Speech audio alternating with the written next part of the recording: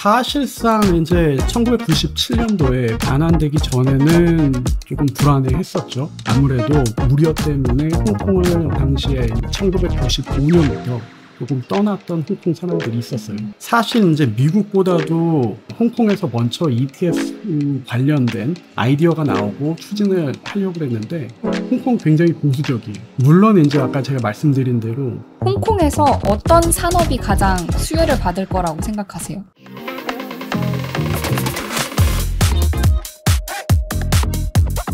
세상의 모든 돈 되는 이야기 캐치 더 머니.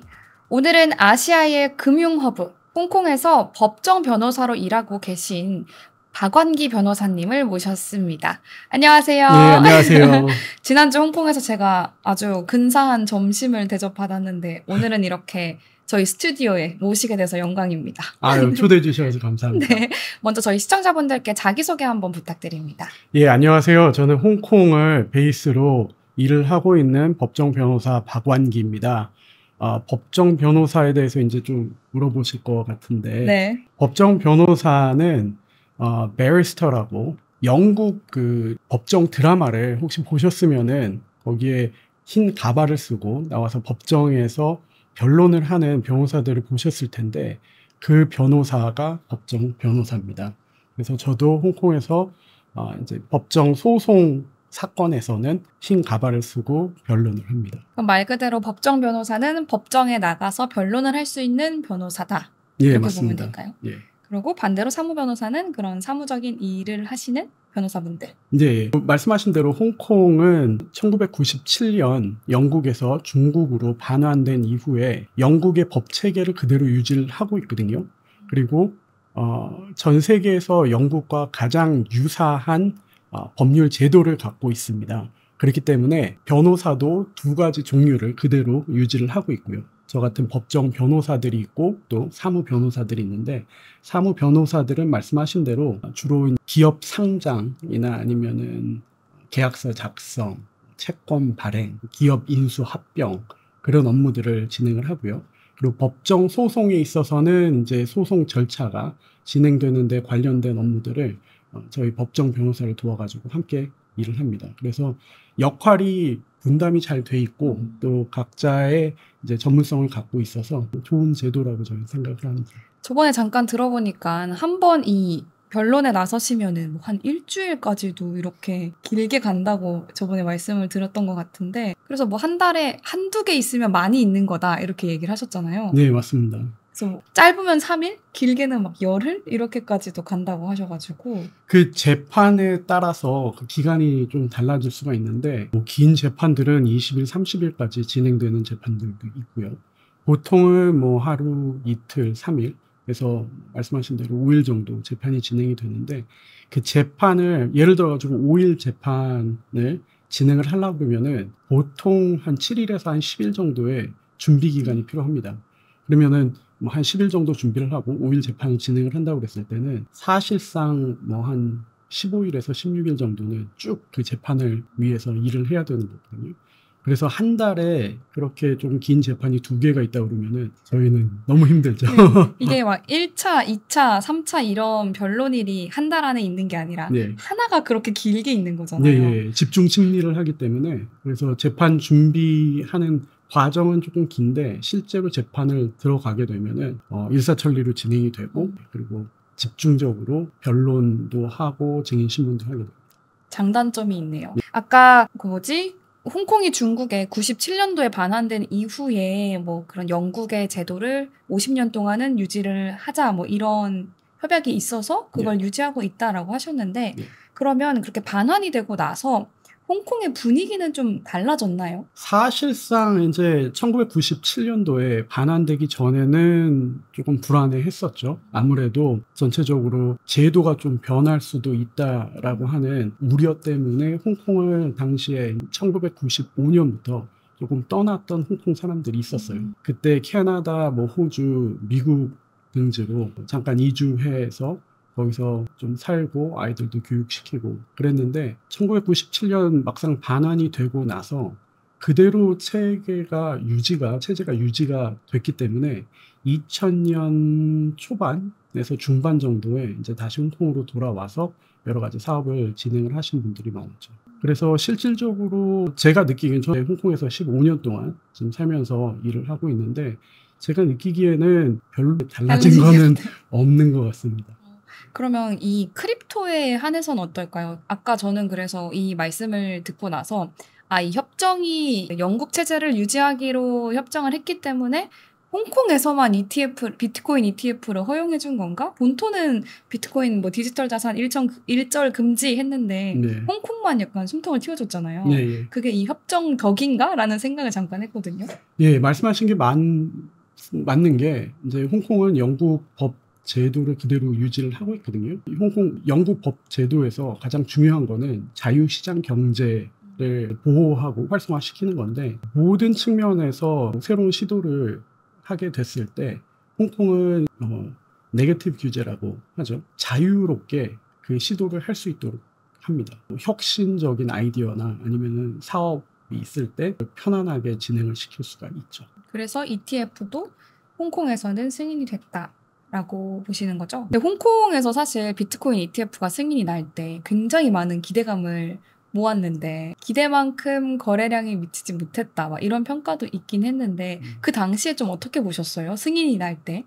승인이 날 때 사실 이제 미국보다도 홍콩에서 먼저 ETF 관련된 아이디어가 나오고 추진을 하려고 했는데 홍콩 굉장히 보수적이에요. 물론 이제 아까 제가 말씀드린 대로 새로운 혁신적인 아이디어나 사업에 대해서 연려는 있는데 근데 혹시나 소비자들 아니면은 투자자들이 피해를 볼 수 있을까봐 조금 주저를 했던 부분들이 있죠. 그때 이제 미국에서 적극적으로 ETF가 만들어지고 진행이 됐기 때문에 이미 미국에서 ETF가 만들어져서 진행됐을 때 유동성이 그쪽으로 많이 몰렸던 것 같아요. 그리고 이제 홍콩이 그 다음에 이제 진행을 하게 됐을 때는 이미 시장에서는 ETF에 들어갈 유동성은 미국으로 많이 유동화된 상황이었던 거죠. 그래서 홍콩은 어쨌든 연려는 있지만 아예 막 틀을 잡고 규제가 착착착 생겨야 진행은 아니지만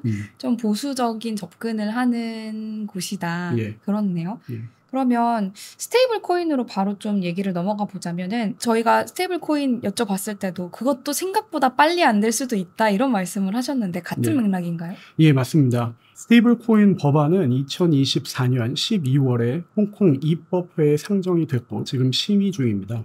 말씀드린 대로 새로운 법이 심의를 거쳐가지고 개정이 될 때까지 여러 가지 이제 절차들이 있고 다시 법안이 상정이 되고 제정이 됐을 때 나올 수 있는 여러 가지 여파들을 고려를 하는 부분이 있기 때문에 시간이 좀 걸릴 것 같은데 그래도 올해 한 3개월에서 4개월 좀 길게 보면은 5, 6개월 안에는 제정이 되지 않을까. 스테이블 법안이 제정이 되고 발행까지 올해 안에 처리가 될 거라고 보세요?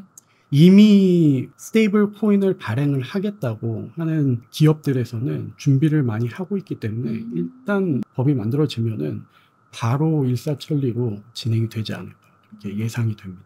그럼 홍콩에서 이렇게 위안화 기반 스테이블 코인이 출시가 된다면 글로벌 금융시장에는 좀 어떤 영향을 미칠 거라고 예상하세요? 지금 글로벌 스테이블 코인 시장은 대부분 USDT하고 USDC 같은 미 달러 기반의 스테이블 코인들이 차지를 하고 있는데 단기간에 달러 중심 체제가 바뀌지는 않겠지만 위안화 기반 스테이블 코인이 도입이 되면 장기적으로는 달러와 위안화가 공존하는 다극화된 결제 체계가 형성될 가능성이 있다고 봅니다. 더군다나 최근 뉴스를 보셔가지고 잘 아시겠지만 트럼프 행정부에서 관세를 여러 국가에 굉장히 높은 관세를 부과를 하겠다고 하고 그리고 그 정책이 굉장히 변동이 좀 많이 되고 그쵸. 있잖아요. 그래서 그리고 이제 최근 시진핑 국가 주석이 아시아 여러 국가들 순방을 하면서 연합을 해서 우리가 공격에 대응을 해야 된다라고 얘기를 하고 있는데 그런 분위기가 조성이 된다면 아시아 첫 번째로는 이제 중국과 거래를 하는 아시아 국가들 사이에 미 달러 대신 아니면 위안화나 아니면 스테이블 코인이 만들어진다면 위안화를 바탕으로 한 스테이블 코인을 무역 결제에 사용하지 않을까라고 하는 예상이 되고, 만약에 좀 결제 수단으로 사용이 많이 된다고 하면은, 그러면은 미 달러의 지금까지의 위치가 이제 달라지겠죠. 그러면 달러 스테이블 코인은 대부분 국채를 담보로 발행이 되고 있잖아요. 맞습니다. 미국 달러 국채. 그럼 위안화도 그렇게 국채를 담보로 되는 건가요? 그렇게 될 거로 지금 예상이 되고 있습니다. 왜냐면은 어떤 뭐 스테이블 코인이 나오든 언더라인 자산이 필요하기 때문에 그 자산은 이제 국채하지 않을까.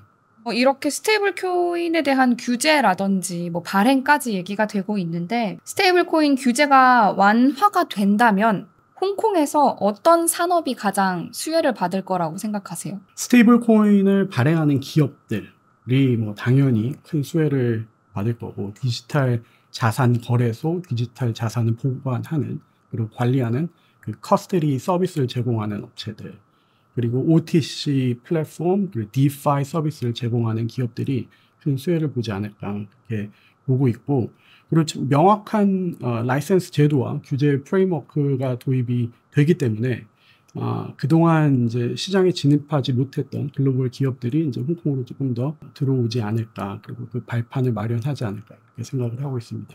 그럼 아예 생태계가 좀 변동이 일어날까요? 지각 변동이? 제가 볼 때는 일단 유동성이 크게 증가할 것 같고, 그리고 투자자 보호가 강화가 되면서 신뢰도가 높아질 것으로 보고 있고요. 그리고 이미 이제 홍콩은 잘 아시다시피 아시아에서 가장 큰 금융 허브이기 때문에 전통 금융 자산이나 아니면 시장이 잘 형성이 돼 있습니다. 근데 그 전통 금융과 디지털 자산 산업이 융합되면서 새로운 금융 상품과 서비스가 출시가 되지 않을까 예상이 됩니다. 이 디지털 자산 기업들은 좀 더 나은 기업 운영을 위해서 다양한 나라에 법인을 세우잖아요. 그래서 산업 초기에는 홍콩도 굉장히 선호 국가 중 하나였는데, 뭐 몇 해 전부터는 뭐 싱가포르라든지 뭐 두바이도 그렇고요. 되게 기업들이 선호하는 국가들이 확장이 되고 있어요. 그래서 홍콩이 싱가포르와 비교해서 아시아의 금융 허브로서 여전히 경쟁력이 있다고 보십니까? 저는 홍콩은 여전히 금융 허브로서 경쟁력이 높다고 생각을 합니다. 2019년에서 2020년 때 학생들 대규모 데모가 있어가지고 홍콩이 외국 미디어에 일종의 공격을 받고, 그리고 안 좋은 이미지가 형성이 됐는데, 그 이후에 이제 또 코로나 팬데믹을 거치면서 워낙 봉쇄 정책을 펼쳤기 때문에 여러 가지 사업을 진행하는 데 있어가지고 좀 쉽지 않은 환경이었던 것은 분명합니다. 팬데믹 이후로 친외국 정책을 정부 차원에서 지금 도입을 하고 진행을 시키고 있고, 그리고 다시 외국 자본들 유입이 되는 그런 환경을 만들고 있기 때문에 홍콩이 여전히 아시아의 금융 허브로서 경쟁력을 유지를 하고 있다고 보는데, 실제로 2024년 9월에 발표된 글로벌 금융센터 지수에 따르면은 홍콩은 아시아 1위이고 그리고 세계 3위의 금융 중심지로 선정이 됐습니다. 말씀드린 대로 홍콩은 팬데믹 이후 빠르게 회복을 했고, 그리고 금융 환경을 개선하려고 하는 정부의 노력이 있었고, 친외국 기업 정책을 강화해서 뉴욕, 런던에 이어 세계 3위의 금융 중심지 자리를 유지를 하고 있고요.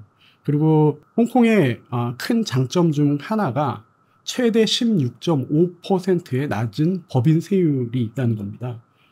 이는 싱가포르보다 낮고, 그리고 싱가포르에서 부과하고 있는 부가가치세도 홍콩에는 전혀 없고요.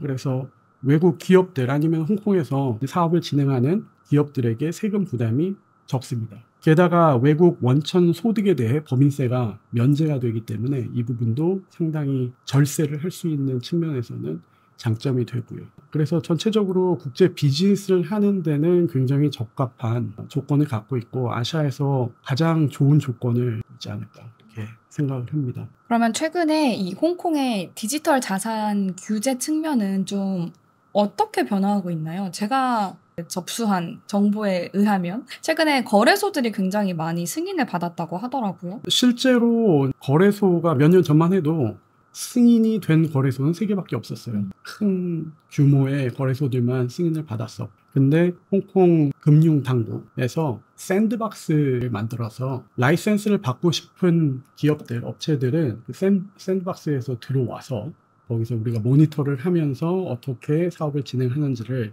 본 후에 이제 라이센스를 부여하겠다라고 하는 입장이었는데 그 기간이 지났기 때문에 라이센스를 받은 플랫폼들이 많이 나오고 있는 거죠.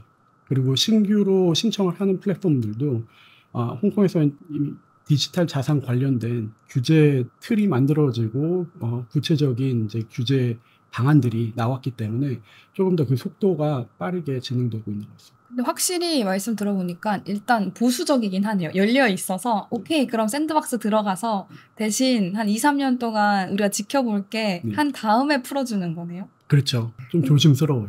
그런 것 같아요. 네. 근데 제가 홍콩에 돌아다녀 보니까 테더 마크라든지 비트코인 마크가 곳곳에 굉장히 많더라고요. 네. 비트코인 ATM도 있고 네. 그 뭐 OTC 장외거래소에서 뭐 테더로 교환도 해주고 아예 솔라나 이더리움, XRP를 홍콩 달러로 바꿔주고 이런 곳들도 있던데 네. 그건 다 합법적인 곳인가요?